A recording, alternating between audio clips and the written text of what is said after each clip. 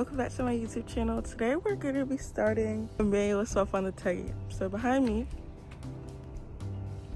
we have the Integra. I already started taking apart some of the interior, so I'm going to show you that right now. So in the interior, I already took off the center console, and now I'm about to take off the gear shifter, and I already took off the top and bottom like steering column cover. I realized what I did wrong. There are two screws on each side. There's one over here and one over here, and then you have to take this ashtray holder out.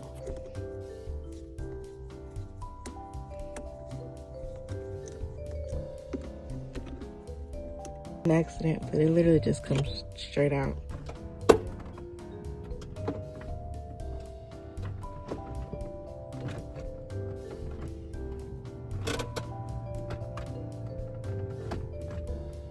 I made a lot of space. I disconnected the whole intake. I took off the box. There were 3 bolts. I disconnected it from the throttle body or the whole intake system, and then I used pliers to take the 2 clasps off.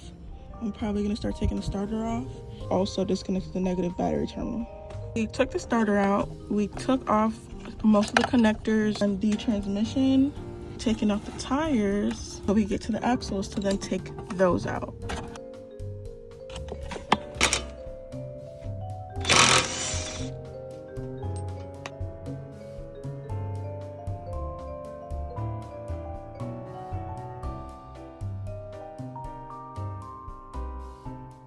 On the interior of my car, and I did find some like lube, so I'm just gonna put it like right on the bolt. It's been a while since I last updated you on what's going on. Hard to record while doing everything, so I just pick up the camera when I do have time. Basically, we got one of the axles out. The other axle on the passenger side is giving us a little bit of a problem because the lower control arm ball joint will not come up, so we took a pause on that. And we took out the left lower motor mount, the exhaust. We took out the heat shield for the transmission where the torque converter is, and we're taking those bolts off. The pedal assembly that I got, they were a little bit rusty on the outside, and I didn't like how it looked at all, so I spray painted them. While is taking apart the bolts for the T-bracket, I'm gonna unbox some of this stuff because I don't know what is in what box, and we're kind of getting to the point where we're about to drop the transmission, so we're gonna do a speed round unboxing. Flywheel bolt, the shaft seal.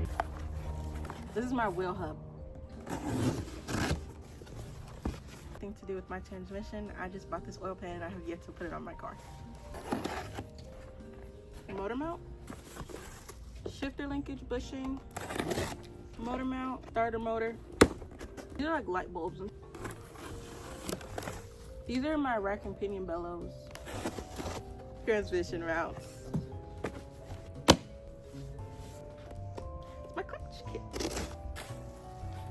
My flywheel, my master cylinder, pilot bearing. Getting the wrong transmission. I got a cable transmission. My car usually comes with a hydraulic transmission. I have to take it to a junkyard, and I'm gonna let them work on it so that I am able to use my cable transmission instead of buying a conversion kit or spending an extra $800 and buying a hydro kit. So when you do this stuff, make sure you do your research. Don't be like me. Don't have to spend money last minute because you fucked up and you decided to not do your research properly. Okay, so quick little update. I did get those 2 bolts out. Took this out. I just cut it because it wasn't coming out and I'm not in the mood anymore. I disconnected the shifter linkages, took off that side box, and now I'm disconnecting the connectors that hold the shifter into place. When those are out, the shifter should be able to come out just fine. Right now, I'm taking off the bolts to the master cylinder, and you have to come under the dash to do it. It's just 2 12mm bolts on each side.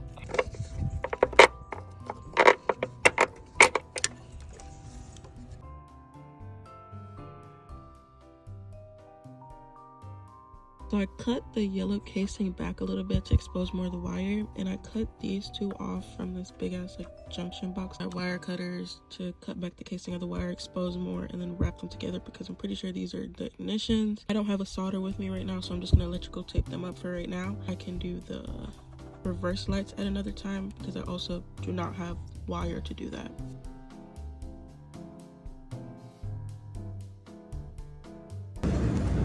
Okay, I got the ball joint separator, which is very important because I needed to take my ball joint out that's holding my axle up. I also went to Ace Hardware and I picked up a couple of bolts that I need. Oh, it's getting dark outside, but I've set up my shift knob. We're putting the bushings inside of my shifter linkage, which is over here. I got the shifter linkage separated into two, and I spray painted it because it was a little bit rusty. And then I have one more bushing to go at the end right there. I have both the clutch pedal and the brake pedal in. They just have to be tightened down and everything. The center console area is almost all the way back together. I just have to put the shifter up through the middle.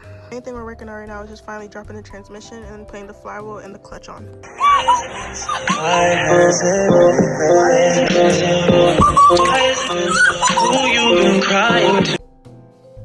As you can see, the whatever the fuck that was is off.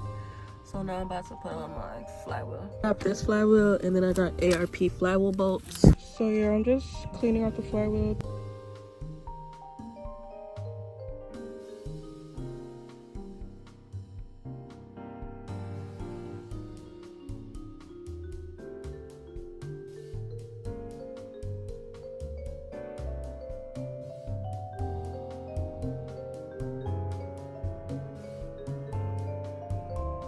This is about how far I got with the whole transmission mount thingy, because it seems that the fucking stuff that I buy off of like eBay and stuff don't come with bolts. That's about all I can do until I find some fucking bolts, because it didn't fucking come with them.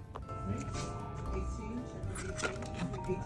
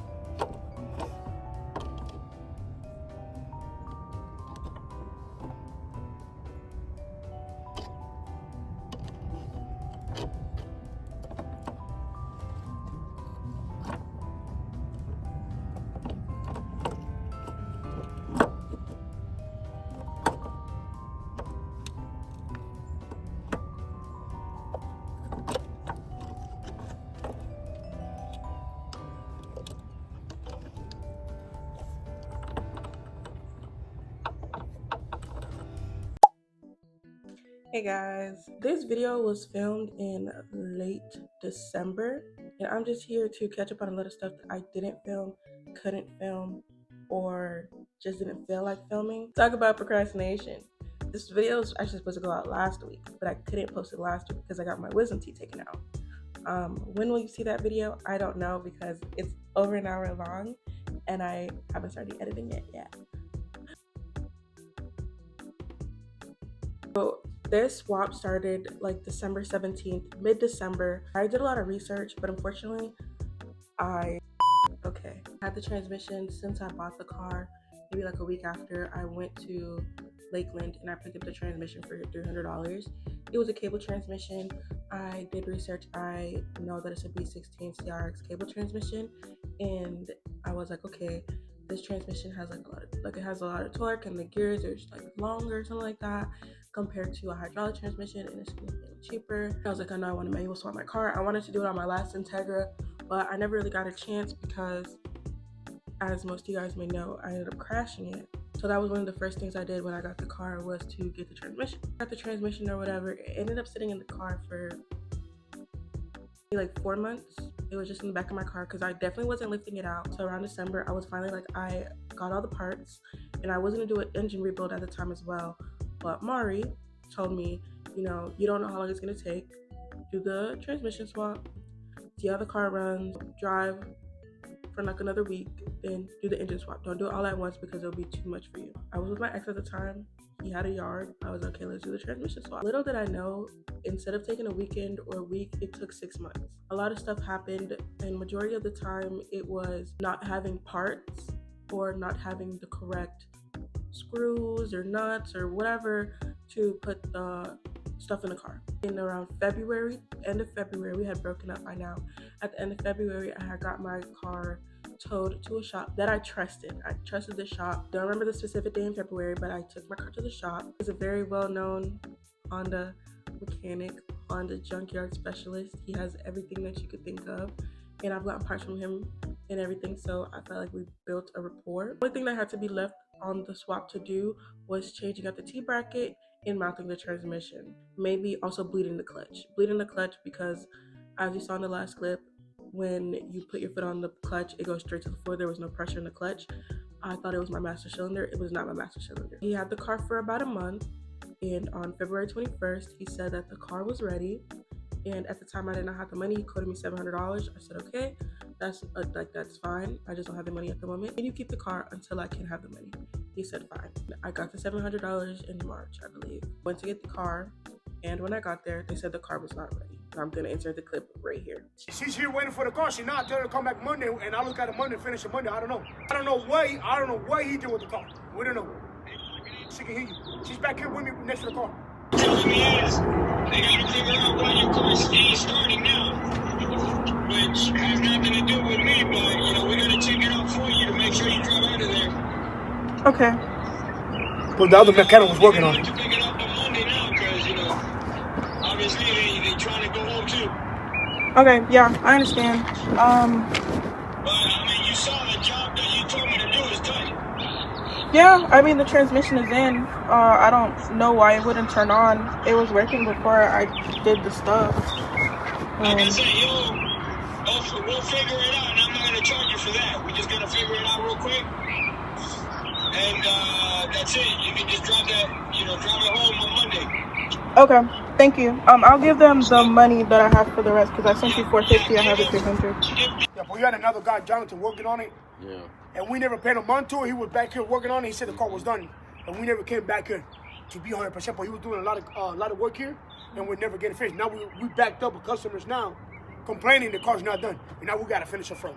And he got fired, and that's why we don't know what's going on. That's why we called you to come back here. And I didn't have to tell O'Neal. I but came when I see it. Oh, look, shit. The grounds is not on. The clutch was not on. He was just doing that before to see when we were putting brake fluid. And that was his job to finish it. He never finished it. The only thing we're trying to find out why the car's not starting and why he left the grounds loose, and why he didn't pour clutch fluid on the car. Okay. Now we're trying to find out why the car's not starting, why he didn't start the car, and why he didn't tell us nothing. Okay. That's why he's not working here no more. And we're trying to help you out. Like O'Neal said, he's not trying to charge you to ship another car been here for a while, and we ain't paying no money to it, but we backed up a lot of customers, you know what I'm saying? Yeah. Your car should have been done a long time ago. You can hear in the video, he's saying that they had somebody work on the car, they fired him, they don't know what he did on the car, but the car's not running. And they made it seem as if though they were doing a service, but really, my car was running before, my car was driving before, and the least you could have done was bring it back to me in running condition. You know what I mean? You were supposed to do the swap But if you're going to do like finish the swap, you should also make sure the car runs and drives. I feel like that's common sense, I feel. Monday came, called him and I asked, and he said that we're backed up and he'll have somebody work on it tomorrow and the car should be done tomorrow. I said, okay, cool. Tuesday, the car was working. Wednesday comes, I go pick up my car. At the time, I didn't really know anything was wrong with my car. I was just happy that my car was manual and it was running and driving again because I haven't had my car in over 6 months. I had people, my friends test drive the car. I've had people who are well experienced in manuals. They've probably had manuals since they first started driving. Many of them said your clutch is spongy, these things. And I've also been told your bite point is a lot higher. Majority of people, their bite point would be down here. My bite point was all the way up here, almost when the clutch was fully disengaged.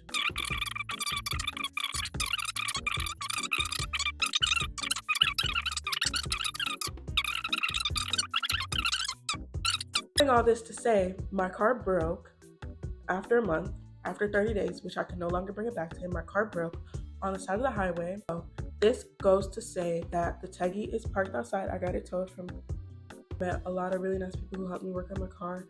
Marari helped me work on the car. She's been a very big help throughout this whole situation. Mari has been a big help throughout the situation, helping me go back and forth to work on my car. Thank you to everybody in the shop who's helped. Thank you to the managers who let me park my car there. I really appreciate it. You don't know how to do that. It means the world to me. What I'm deciding to do at the moment, just to get my car running so I can go back and forth to whatever I need to do, I'm going to convert it all the way back to cable.